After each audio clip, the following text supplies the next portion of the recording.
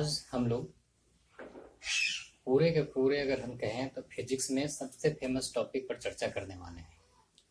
आज जो हमारे बीच का टॉपिक है वो है ओम्स लॉ। क्लास 10 में हम इसके बारे में भी पढ़े हैं और यहाँ पर भी इससे और भी अच्छा से जानने का प्रयास करते हैं।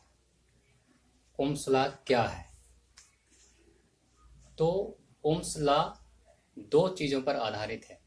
पहला, कोई कंडक्टर, जैसे मान के चलिए कोई कंडक्टर है, और दूसरा उसके इंड्स के बीच के पोटेंशियल डिफरेंस। यदि इंड्स के बीच का पोटेंशियल डिफरेंस जितना अधिक होगा उसमें या उससे फ्लो होने वाला जो इलेक्ट्रिक करंट है उसका वैल्यू भी उतना ही अधिक होते जाएगा। मान के चलिए ये भी कोई कंडक्टर है और इससे 3 वोल्ट की कोई बैटरी जुड़ी हुई है, तो ये कंडक्टर के द्वारा जो फ्लो होने वाला करंट होगा वो मान के चलिए आई है। इसी तरह से यदि ये एक और कंडक्टर हम लोग लेते हैं और ये कंडक्टर से फ्लो होने वाला जो करंट है वो लगे हुए वोल्टेज यहाँ पर मान के चलते हैं हम लोग 4 वोल्ट है। तो यदि यहाँ पर हमसे पूछा जाए कि ये दोनों में किसमें करंट ज़्यादा फ्लो करेगा, मान के चलिए ये कंडक्टर, ये फिगर ए है और ये बी है, तो यदि आपसे पूछा जाए कि ये दोनों में किसमें करंट फ्लो ज़्यादा करेगा, तो इसका जवाब मेरे पास है कि फिगर बी में करंट फ्लो ज़्यादा करेगा। इसका कारण ये है कि जैसे जैसे पोटेंशियल डिफरेंस बढ़ता है वैसे वैसे किसी भी कंडक्टर से फ्लो होने वाला करंट का वैल्यू भी बढ़ता है। लेकिन यहाँ पर एक कंडीशन है, और वो कंडीशन है जब किसी भी कंडक्टर का फिजिकल कंडीशन अनचेंज्ड हो। फिजिकल कंडीशन अनचेंज्ड कहने का मतलब समान टेम्परेचर हो, टेम्परेचर में कोई वेरिएशन ना हो कंडक्टर का, उसके शेप साइज में कोई परिवर्तन ना हो, उसके प्रेशर में कोई परिवर्तन ना हो, तब किसी भी कंडक्टर से वोल्टेज बढ़ने पर उससे फ्लो होने वाला जो करंट है उसका वैल्यू बढ़ते चला जाता है। इसी तथ्य के आधार पर ओम्स ने ये ला दिया और उन्होंने ये बात बोला, अकॉर्डिंग टू ओम्स लॉ, ऐसे हम इसको लिख सकते हैं, according to this law,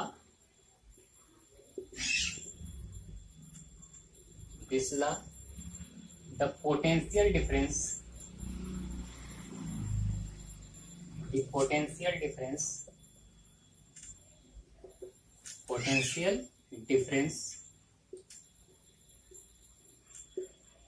across the ends of conductor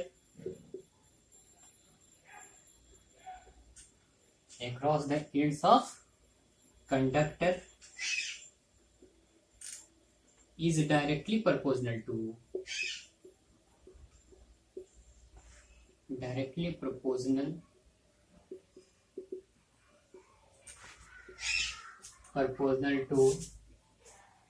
current flow through it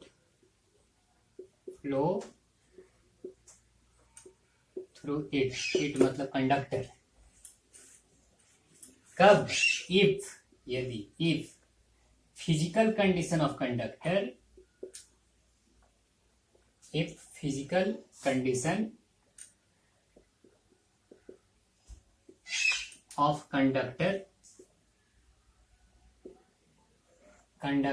is unchanged।